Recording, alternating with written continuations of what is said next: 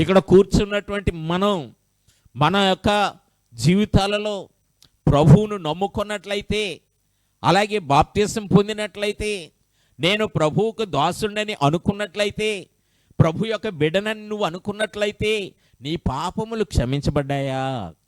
అంటే నీ పాపలు నువ్వు ఒప్పుకున్నావా? ఒప్పుకుని బాప్తిసం పొందావా? లేకపోతే పెళ్లి కోసం బాప్తిసం పొందావా? లేకపోతే సర్టిఫికెట్ కోసం బాప్తిసం పొందావా? దేనికోసం నువ్వు బాప్తిసం తీసుకున్నావు? బాప్తిసం అనగా మన పాపముల నిమిత్తము పశ్చాత్తాపడి, ఏమంటే మారు మనసు పొంది, వాటి విషయంలో మనము ప్రభు దగ్గర ఒప్పుకొని వాటిని విడిచిపెట్టినప్పుడు ఆయన నమ్మదగిన వాడు, ఆయన నీతిమంతుడు కనుక ఆయన మన పాపములను క్షమిస్తూ ఉన్నాడు. దేవునికి స్తోత్రం కలుగును గాక. మన పాపములు క్షమించబడ్డవి అనేటువంటి నిశ్చయత మనకు ఉన్నప్పుడు మాత్రమే అది నిజమైనటువంటి బాప్తిస్మం, అది నిజమైనటువంటి భక్తి జీవితం, అది నిజమైనటువంటి విశ్వాస జీవితం. కనుక అప్పుడు ఆయన మన పాపములను ఆయన క్షమించి ఎంతవరకు క్షమిస్తాడంటే, ఏమండి, ఆయన అసలు మా కనపడకుండా ఉన్నంత దూరం చేస్తాడట వాటిని. ఏమండి, తూర్పుకు పడమర ఎంత దూరమో. దేవునికి స్తోత్రం కలుగును గాక. కాబట్టి ఆయన మన పాపములు జ్ఞాపకమే చేసుకోడట. మనం జ్ఞాపకం చేసుకుని మనం మళ్ళీ పాపం చేస్తూ ఉంటాం, కానీ ఆయన జ్ఞాపకం చేసుకొని అంటున్నాడు. కనుక వాటిని మనం విడిచిపెట్టినట్లయితే ఆయన క్షమించి సమస్త దుర్నీతి నుండి మనల్ని పవిత్రులుగా చేస్తున్నాడు. దేవునికి స్తోత్రం కలుగును గాక. హల్లెలూయా. కాబట్టి ఇప్పుడు ఎవడైతే పాపములు క్షమించబడ్డాయో, ఎవడైతే ప్రభువు దగ్గర తమ పాపములు ఒప్పుకొని ఆయన రక్తం చేత కడగబడ్డారో వారి పవిత్రులుగా చేయబడ్డారు. ఆ విధంగా ప్రభువు సంఘములో, దేవుని సంఘములో ఉన్నటువంటి విశ్వాసులు పవిత్రులు అని చెప్పబడుతుంది. కానీ మనం పవిత్రులమో కాదో మన మనస్సాక్షి చెప్పాలి మనకి, కదండి. మనకు బాగానే కనిపిస్తారు, పైకి బాగానే చాలా చక్కగా, ఏమండి, పవిత్రులుగా కనిపిస్తారు. కానీ మన హృదయం మనకి చెప్పాలి. ఎందుకంటే రేపొద్దున ప్రభు యొక్క కృపాసనం దగ్గర నిలబడినప్పుడు మన హృదయం మనతో వచ్చి దోషారోపణ చేయకుండా ఉండాలట.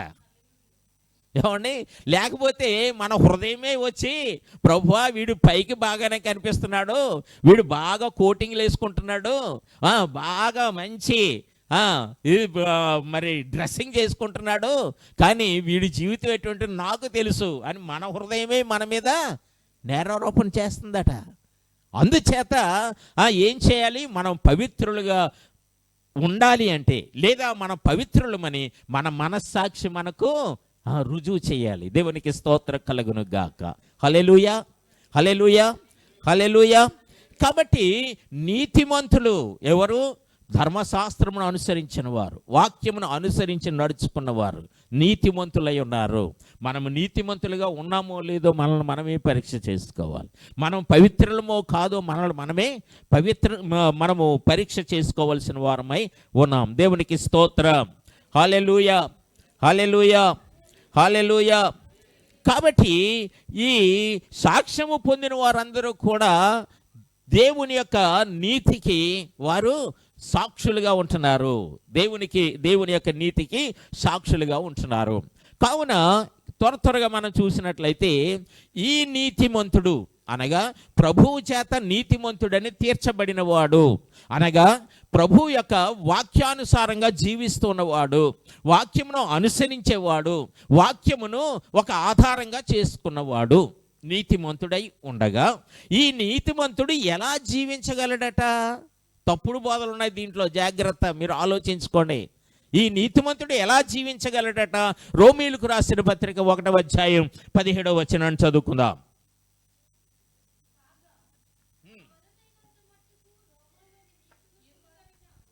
ఎందుకనినా నీతిమంతుడు విశ్వాసమూలముగా జీవించునని వ్రాయబడిన ప్రకారము విశ్వాసమూలముగా అంతకంతకు విశ్వాసము కలిగినట్లు దేవుని నీతి దాని యందు బయలుపరచబడుచున్నది.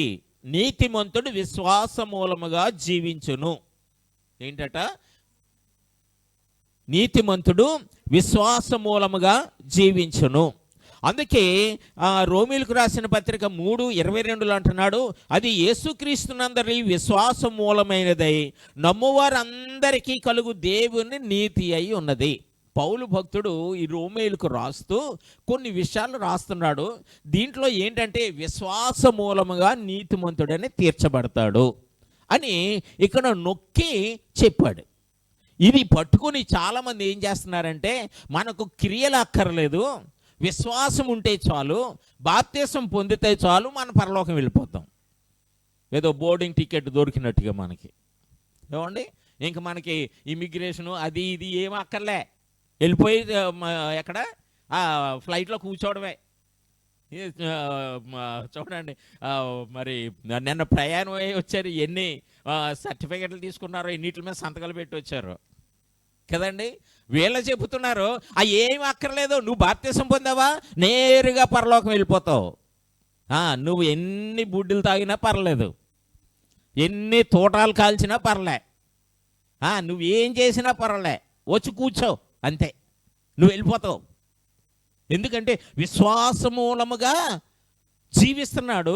అందుచేత విశ్వాసమూలమైనదే దేవుడు నీతిగా చేస్తున్నాడు, నీతిమంతుడిగా చేస్తున్నాడు. కాబట్టి నువ్వు విశ్వాసం ఉంచితే చాలు, నువ్వు వెళ్ళిపోతావు అంటున్నారు. చూడండి 4:3 కూడా అది దీన్ని ఆధారంగా చేసుకుంటున్నారు చాలామంది. ఏమి చెప్పుచున్నది? అబ్రహాము దేవుని నమ్మెను, అది అతనికి నీతిగా ఎంచబడెను. నమ్మాడు, నమ్మితే నీతిగా ఎంచబడింది, అతడు నీతిమంతుడిగా తీర్చబడ్డాడు. విశ్వసించాడు, నీతిమంతుడిగా తీర్చబడ్డాడు అని చెబితే, అప్పుడు మన యాకోబు గారు దానికి సరైనటువంటి జవాబు చెబుతున్నాడు. యాకోబు పత్రికలోకి వెళ్తే 2వ అధ్యాయం 20వ వచనంలో మనం చూసినట్లయితే, ఇక్కడ మనం అర్థమైంది కదండి, విశ్వసిస్తే చాలు, లేదా దేవుని ఉచితమైనటువంటి కృపచేత మనం నీతిమంతులుగా తీర్చబడతాను. అర్థమైందండి. అందుచేత ఇక మనకు క్రియలు అక్కర్లేదు. మనం బాప్తిసం పొందితే, ఇంకొక అతను చెప్తాడు, బాప్తిసం పొందితే మన పరిశుద్ధాత్మ వచ్చేసింది, నేను వాక్యం ప్రకటిస్తున్నాను కాబట్టి నాకు పరిశుద్ధాత్మ ఉంది. ఏమండి, లేకపోతే నేను ఇదిగో వాళ్ళతో ప్రభువు గురించి చెప్పాను కాబట్టి పరిశుద్ధాత్మ లేకుండానే చెప్పలేను, పరిశుద్ధాత్మ అభిషేకం నాకు అక్కర్లేదు. తప్పుడు బోధనలు జాగ్రత్త సుమండి. ఎందుకంటే ప్రభువు వచ్చే రాకడలో, ఏమండి, వచ్చే సమయానికి సాతానుగాడు భయంకరంగా విజృంభిస్తున్నాడు. అవసరమైతే ఏర్పరచబడిన వారిని సహితము పడగొట్టడానికి వాడు ప్రయత్నాలు చేస్తున్నాడు. జాగ్రత్త, జాగ్రత్త, జాగ్రత్త. దేవునికి స్తోత్రం. చదవండి ఇప్పుడు.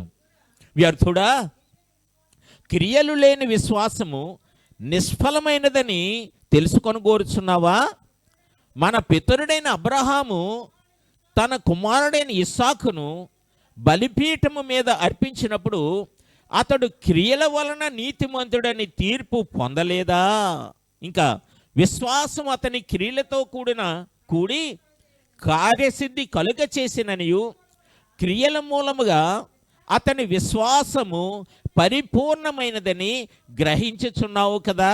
కాబట్టి అబ్రహాము దేవుని నమ్మెను, అది అతనికి నీతిగా ఎంచబడెను అను లేఖనము నెరవేర్చబడెను, మరియు దేవుని స్నేహితుడని అతనికి పేరు కలిగెను. చూడండి, ఇక్కడ చక్కగా చెబుతున్నాడు. వ్యర్థుడా, క్రియలు లేని విశ్వాసము నిష్ఫలమైనదని తెలుసుకొని కోరుచున్నావా? విశ్వాసము ద్వారా దేవుడు నిన్ను రక్షించుకున్నాడు, విశ్వాసం ద్వారా నీవు నీతిమంతుడిగా తీర్చబడ్డావు, మంచిదే. ఆ విశ్వాసం వెనకాల ఎంత కథ ఉందో తెలుసా? ఆ విశ్వాసం వెనకాల ఎంత కథ ఉందో తెలుసా? నీవు ఒట్టిగానే విశ్వసించావా? నీవు దేవుడు నీకు చేసిన మేలుని బట్టి, దేవుడు నీ జీవితంలో చేసిన ఆశ్చర్య కార్యములను బట్టి మాత్రమే కదా నీవు విశ్వసించావు. లేకపోతే ప్రభువులోనికి నువ్వు ఎలా వచ్చావు? నిన్ను గనుక కదిపినట్లయితే నీ సాక్ష్యం ఎంత గొప్పదో మరి వినిపించగలవు కదా. అందుచేత విశ్వసించడానికి కారణము ఆ దేవుడు నీ యొక్క జీవితంలో చేసిన కార్యములు. దేవునికి స్తోత్రం కలుగును గాక. అలాగే ఈ విశ్వాసము ద్వారా నీవు నీతిమంతుడిగా తీర్చబడ్డావు. అబ్రహాము దేవుని నమ్మెను, అది అతనికి నీతిగా ఎంచబడెను. కానీ అతనిని దేవుడు పరీక్షించాడు. నీకు ఒక్కగానొక్క కుమారుడు, నువ్వు బహుగా ప్రేమిస్తున్నటువంటి ఆ కుమారుడైన ఇస్సాకుని తీసుకెళ్ళి బలి అన్నాడట. దేవునికి స్తోత్రం, హల్లెలూయా. అబ్రహాము వెంటనే అన్నాడు, చిత్తము ప్రభువా, చిత్తము ప్రభువా అన్నాడు. ఏమండి, ఎందుకు? విశ్వసించాడు. ఆ విశ్వాసములోనే ఒక క్రియ, ఒక అద్భుతమైనటువంటి కార్యం ఏంటో తెలుసా? దేవుడేమో ఇస్సాకు వలన అయినది నీ యొక్క సంతానం అన్నాడు. మరి ఇస్సాకును కనుక నేను బలి చేస్తే ఈ సంతానం ఎక్కడి నుంచి వస్తుంది అని ఆయన ఆలోచించలే. ఒకటి మాత్రం ఆలోచించాడు, దేవుడు పప్పులో కాలేశాడు, నన్ను పరీక్షించబోయి ఆయనే కొంచెం కంగారు పడ్డాడు అనుకున్నాడు. ఎందుకంటే ఇస్సాకునే కనుక తీసుకుంటే నాకు ఇంక సంతానం ఎక్కడ ఉంటుంది, నాలోకి జనాంగం ఎక్కడొస్తుంది? అందుచేత ఇస్సాకుని ఆయన ఎట్టి పరిస్థితుల్లోనూ తీసుకోడు. అందుకే మరి పరిపూర్ణమైనటువంటి విశ్వాసంతో చిత్తము ప్రభువా ఇచ్చేస్తాను తీసుకో అన్నాడు. అంతే. దేవునికి స్తోత్రం కలుగును గాక. ఎందుకంటే ఆయన విశ్వాసం ఒకవేళ చనిపోయినా కూడా ఇస్సాకును మరలా తిరిగి బ్రతికిస్తాడు. బ్రతికించకపోతే ఇస్సాకు వలన అయినది నీ జనాంగం అని ఎందుకు చెప్తాడు అని చాలా లాజికల్గా థింక్ చేశాడు మన అబ్రహాం గారు. అర్థమైందండి? అందుచేతనే చిత్తము ప్రభువా ఇచ్చేస్తున్నాను తీసుకో అన్నాడు. కానీ ఆయనకి తెలిసి ఇస్సాకును తీసుకోలేడని కదండి. ఒకవేళ తీసుకున్నా మళ్ళా తిరిగి బ్రతికింతాడు అనేటువంటి గొప్ప విశ్వాసం ఉంది. షడ్రకు మేషకు అబేద్నెగో వాళ్ళలాగా ఒకవేళ మా దేవుడు రక్షింపకపోయినప్పటికీ మాకేం బాధ లేదు, చింత లేదు కదండి. దేవునికి స్తోత్రం, హల్లెలూయా, హల్లెలూయా. ఆ అబ్రహాము యొక్క క్రియలు అటువంటివి, విశ్వాసంతో కూడినటువంటి క్రియలు. ఏమండి, మనము ఒకవేళ కొన్నిసార్లు మనం దేవునికి కండిషన్స్ పెడుతూ ఉంటాం. మనం అది చేస్తే ప్రభువా ఇది నేను చేస్తాను, లేకపోతే నన్ను బ్రతికింతే ప్రభువా నీ సేవ చేస్తాను అని మనం కండిషన్స్ పెడుతూ ఉంటాం. కానీ దేవుని దగ్గర కండిషన్స్ కాదు కావాల్సినవి. ప్రభువా నేను చచ్చిపోతే చచ్చిపోని, కానీ బ్రతుకుంటే బాగుండేదేమో అనే ఆశ నాకు ఉంది, కానీ ప్రభువా నీ చిత్తం అని మనం ఒప్పుకుంటే ఆయన చేసేది చేస్తాడు. దేవునికి స్తోత్రం కలుగును గాక. కాబట్టి ఆయన విశ్వాసము నీతిమంతుడిగా తీరుస్తుంది, మంచిది. కానీ విశ్వాసమును తగినటువంటి క్రియలు ఏం చేస్తున్నాయట? కార్యసిద్ధి కలుగచేసెను, కార్యసిద్ధి కలుగచేసెను. క్రియల మూలంగా అతని విశ్వాసము పరిపూర్ణమైపోయింది. ఆ క్రియల వలన ఆ విశ్వాసం అట గట్టిపడింది, స్థిరపడింది, పరిపూర్ణమైపోయింది. దేవునికి స్తోత్రం కలుగును గాక. హల్లెలూయా, హల్లెలూయా, హల్లెలూయా. అద్భుతమైన సాక్ష్యాలు విన్నాం కదండి. ఇందాక సిస్టర్ గారు సాక్ష్యం చెప్తే నాకు ఒకటి గుర్తొచ్చింది. సాధు సుందర్ సింగ్ హిమాలయాల్లో తిరిగి వచ్చేటప్పుడు ఆ కింద ఒక బండ కనిపిస్తే ఆ బండ మీద కూర్చుందాం అనుకున్నాడట. ఈ లోపల ఏమైందంటే ఒక చిన్న రాయికి కాలు తగిలి బొట్టన వెళ్ళి చిట్లిపోయి బ్లడ్ వచ్చింది. ప్రభువా ఇంత కష్టపడి నీ సేవ చేస్తుంటే ఈ కొండలెక్కి గుట్టలెక్కి నేను ఇలా తిరుగుతూ ఉంటే ప్రభు ఈ గాయమైంది, ఈ గాయంతో నేను ఎక్కడికి వెళ్ళాలి అని ఆయన కించిత్ బాధపడ్డాడట.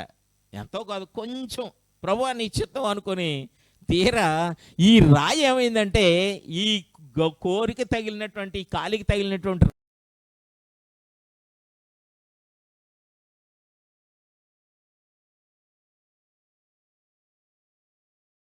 బట్టమోపుగా అంటాం కదా మనం, ఉన్నటువంటి ఆ బండ దొల్లిపోయింది. ఆ బండ దొల్లిపోతే దాని కింద పెద్ద సర్పం ఉందటండి. నిజంగా ఈయనే కనుక ఆ బండ మీద కూర్చుంటే ఆ సర్పం కాటేసేదేమో. ప్రభువా ఈ చిన్న దెబ్బతో ఆ పెద్ద పాయాన్ని నాకు తప్పించావు తండ్రి, దేవునికి స్తోత్రం అన్నాడట. హల్లెలూయా, హల్లెలూయా. ఆ శిల్పాకు తగిలినటువంటి గాయం ఏమండి జీవితకాలం అమెరికాలో ఉండటానికి దేవుడు సహాయం చేశాడు. అవునండి, దేవుడు ఒక్కొక్కసారి మనం చాలా బాధపడతాం. నన్ను కొట్టాడండి, నన్ను తిట్టాడండి దేవుడు, లేకపోతే నాకు ఏమో సహాయం చేయట్లేదండి, ప్రార్థన చేస్తాండి, ఎంత గోజాడి ప్రార్థన చేస్తున్నా, కన్నీరు కార్చి ప్రార్థన చేస్తున్నా, దేవుడు నా ప్రార్థన ఆలకించట్లేదండి అని చాలా విసుక్కుంటూ ఉంటాం మనం. ఆయనకి తెలుసు ఏ సమయంలో ఏది చేయాలో కదండి. మనకు తెలియదు మన ఫ్యూచరు, మన దేవునికి తెలుసు. కనుక మనము వేచి చూడాలి. దేవునికి స్తోత్రం కలుగును గాక.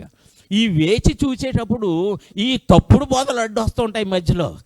ఇవి మన హృదయాలను మార్చేస్తూ ఉంటాయి, మన బ్రతుకులను, మన విశ్వాసాన్ని వణికిస్తూ ఉంటాయి కదండి. వాటిని ఏది తుఫాను గాలి వచ్చినప్పుడు చెట్లు ఎలాగైతే ఊగుతూ ఉంటాయో మన విశ్వాసాన్ని, మన నిరీక్షణ కూడా ఊగిస్తూ ఉంటాయి.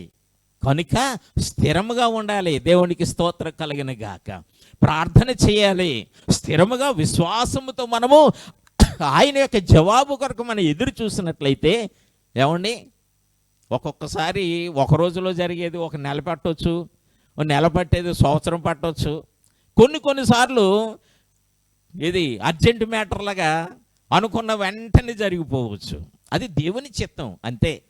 ఆయన రావాలంటే ఇప్పుడే వస్తాడు, కానీ ఇంకా చాలామంది రక్షణ పొందాలి కాబట్టి వాళ్ళందరి కోసం ఆయన ఆలస్యం చేస్తున్నాడట. ఒకవేళ ఇక లాభం లేదు, వాళ్ళు ఎంతకాలం ఆలస్యం చేసినా మారరు అనుకుంటే ఆయన ఇప్పుడే వచ్చేస్తాడు. ఆయన ఇష్టం. దేవునికి స్తోత్రం కలుగును గాక. కాబట్టి ఈ తప్పుడు బోధల విషయంలో మనము జాగ్రత్తగా ఉండాలి. విశ్వాసము ద్వారా ఆయన మనల్ని నీతిమంతులుగా మారుస్తున్నాడు, తీరుస్తున్నాడు, మంచిదే. కానీ ఆయన ఉచితమైనటువంటి కృపచేత మనకు రక్షణ ఇస్తున్నాడు, మంచిదే. కానీ ఆ రక్షణ వెనక క్రియలు ఉండాలి, విశ్వాసం వెనక క్రియలు ఉండాలి. అవి మన విశ్వాసాన్ని పరిపూర్ణం చేస్తేనే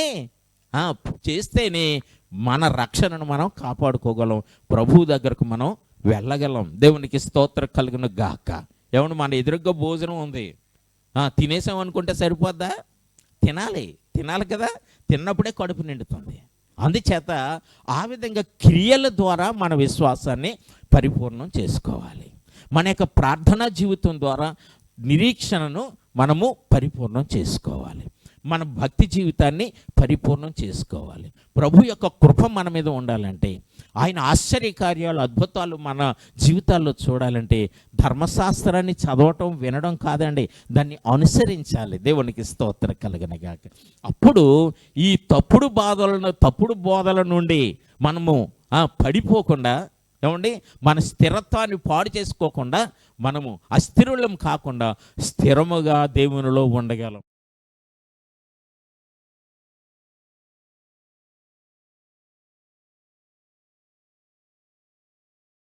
సంఘమంతా ఆయనతో ఉండాలని, ఆయన ఎక్కడైతే ఉన్నాడో అక్కడ మన అందరము ఉండాలని ఆయన కోరిక, ఆయన ఆశ.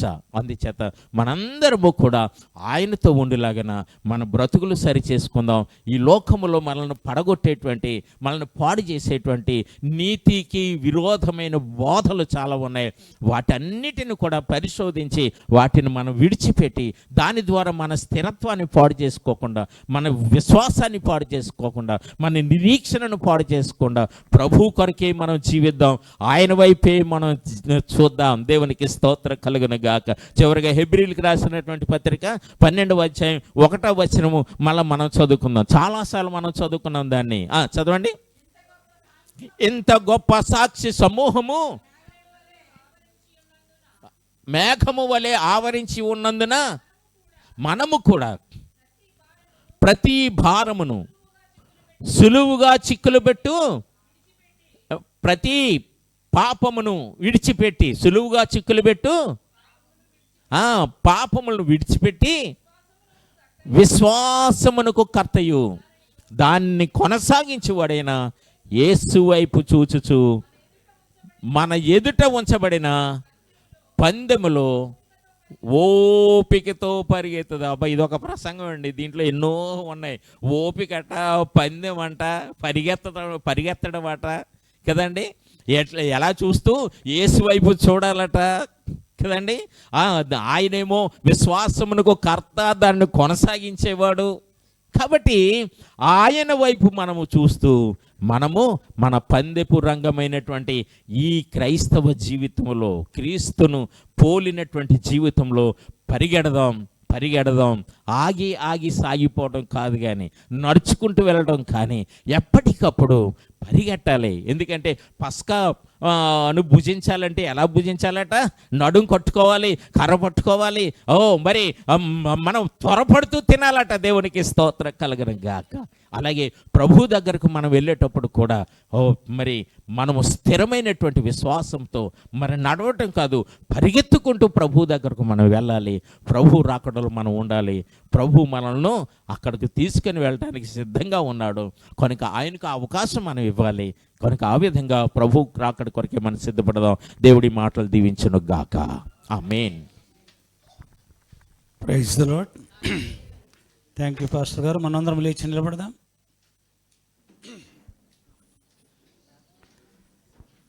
Praise the Lord, praise the Lord. అందరూ లేచి నిలబడండి. కొద్ది నిమిషాలు ప్రభు వాక్యాన్ని ధ్యానిద్దాం. సంఘమా, పరిశుద్ధాత్మ దేవుడు మనతో సూటిగా మాట్లాడి ఉన్నాడు. ధర్మశాస్త్రమును వినేవారిగా ఉన్నామా? దాన్ని అనుసరించి నడిచేవారిగా ఉన్నామా? ధర్మశాస్త్రమును వినేవారిగా, చదివేవారిగానే ఉంటే నీవు నీతిమంతుడిగా, నీతిమంతురాలుగా నువ్వు ఉండలేవు. ధర్మశాస్త్రమును అనుసరించేవారిగా ఉండాలి. ప్రభు అంటున్నాడు, నేను ధర్మశాస్త్రమును కొట్టివేయటానికి రాలేదు కానీ ధర్మశాస్త్రమును అనుసరించటానికే నేను వచ్చాను అన్నాడు ప్రభు. అటువంటి ప్రభువును కలిగి ఉన్న నీవు ధర్మశాస్త్రమును అనుసరిస్తూ నీవు నడిస్తే విశ్వాసమునందు నీవు స్థిరముగా ఉంటావు. విశ్వాసములో నీవు స్థిరముగా ఉన్నప్పుడే దేవుని కార్యమును నువ్వు చేయగలవు. దేవుని మాటకు నువ్వు లోబడగలవు. విశ్వాసములో స్థిరముగా ఉన్నావా? లేక అనీతిమంతుల యొక్క బోధ విని, అనీతిమంతుల యొక్క మాటలు బోధ విని నీ విశ్వాసమును నువ్వు కోల్పోయి, విశ్వాసములో నువ్వు పడిపోయి, విశ్వాసములో అచంచలముగా ఉండి ఇంకా ప్రభు వైపు నీ నిరీక్షణ కొనసాగిస్తున్నావా? విశ్వాసము లేని నిరీక్షణ ఫలభరితముగా ఉండదు. అబ్రహాము విశ్వాసము కలిగినటువంటి నిరీక్షణ కలిగి ఉన్నాడు గనుక దేవునికి స్నేహితుడిగా ఉండగలిగాడు. మరి నువ్వు నేను స్నేహితులుగా ఉండగలమా? అబ్రహాము తన క్రియలను బట్టి విశ్వాస మూలముగా నీతిమంతునిగా తీర్చబడ్డాడు. మరి నీ క్రియలు ఎలాగా ఉన్నాయి? నీ పితరుడైనటువంటి అబ్రహాము వంటి క్రియలు నీవు కలిగి ఉన్నావా? విశ్వాసముతో కూడినటువంటి క్రియలు నీలో ఉన్నాయా? లేక అవిశ్వాసులకు ఉన్నటువంటి క్రియలు నీలో ఉన్నాయా?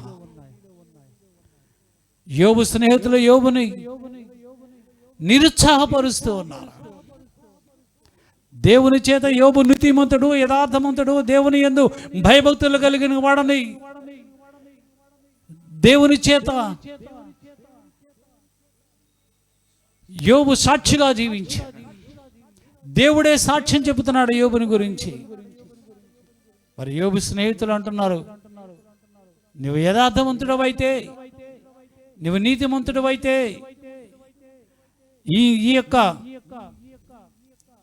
ఈ గొప్ప ఆపద కీడు నీకెందుకు సంభవిస్తుంది? ఈ వ్యాధి నీకెందుకు వచ్చింది? నిన్ను నువ్వు హెచ్చించుకుంటున్నావు. దేవుని దృష్టిలో నువ్వు యథార్థవంతుడు నువ్వు అనుకుంటున్నావు. దేవుడు యథార్థవంతుల చేతులు విడిచిపెడతాడా? పురుగు వంటి నరుడు దేవుని దృష్టికి యథార్థవంతుడు అవుతాడా అని యోబు యొక్క స్నేహితులు యోబును నిరుత్సాహపరిచారు, కృంగదీశారు. కానీ యోబు స్నేహితుల మాటను పాటించలేదు, ఆలకించలేదు, స్నేహితుల మాటల ప్రకారము జీవించలేదు. యోబు తన యథార్థతను కాపాడుకున్నాడు, దేవుని యందు భయభక్తులు కాపాడుకున్నాడు, తన నీతిని కాపాడుకున్నాడు. కనుకనే దేవుడు అంటున్నాడు యోబు స్నేహితులతో, మీరు యోబు మాట్లాడినట్టు మీరు మాట్లాడలేదు. మీ మాటలలో దోషములు ఉన్నాయి. మీ మాటలు వ్యర్థమైనటువంటి మాటలు మీరు మాట్లాడారు. కనుక మీరు యోబు దగ్గరకు వెళ్ళండి. నా సేవకుడైన యోబు దగ్గరకు వెళ్ళి యోబు చేత ప్రార్థన చేయించుకోండి. అప్పుడు మీ జీవితాలు వెలిగింపబడతాయి. ఏది యథార్థమో, విశ్వాసముతో కూడినటువంటి క్రియలు ఎలాగా ఉంటాయో మీరు యోబు దగ్గరకు వెళ్ళి నేర్చుకోండి. యోబు ప్రార్థన చేసినప్పుడు దేవుడు యోబు యొక్క స్నేహితులని క్షమించాడు. యోబు యథార్థవంతుడు, నీతిమంతుడు. మరి నీ పరిస్థితి ఏంటి? మన పరిస్థితి ఏంటి? యోబులాగా, అబ్రహాములాగా క్రియల మూలముగా నీతిమంతులుగా మనం ఉంటున్నామా? మన క్రియలు దేవునికి ఇష్టమైనవిగా ఉన్నాయా? దేవుడు మోషేను గురించి సాక్ష్యం చెప్పాడు, అబ్రహామును గురించి సాక్ష్యం చెబుతున్నాడు, దావీదుని గురించి సాక్ష్యం చెబుతున్నాడు. నీ గురించి, నా గురించి ఏమి సాక్ష్యం చెబుతున్నాడు? మన యథార్థత ఎలాగా ఉంది? మన నీతి ఎలాగా ఉంది? మన విశ్వాసం ఎలాగా ఉంది? దేవుని యందు మన భయభక్తులు ఎలాగా ఉన్నాయి? మనం ఎలాగ నమ్మకంగా ఉన్నాం దేవుని దృష్టిలో? ఈ మధ్యాహ్న సమయంలో తన దాసుని ముఖాంతరం నుండి ప్రభు మనతో సూటిగా మాట్లాడు. విన్న వాక్యమును నీ హృదయములో నువ్వు భద్రపరుచుకో. నీ హృదయములో భద్రపరుచుకో. వినేవారిగా ఉండొద్దు, చదివేవారిగా ఉండొద్దు, ఆచరించేవారిగా ఉండు. ఆయన ఆజ్ఞలు పాటించేవారిగా ఉండు.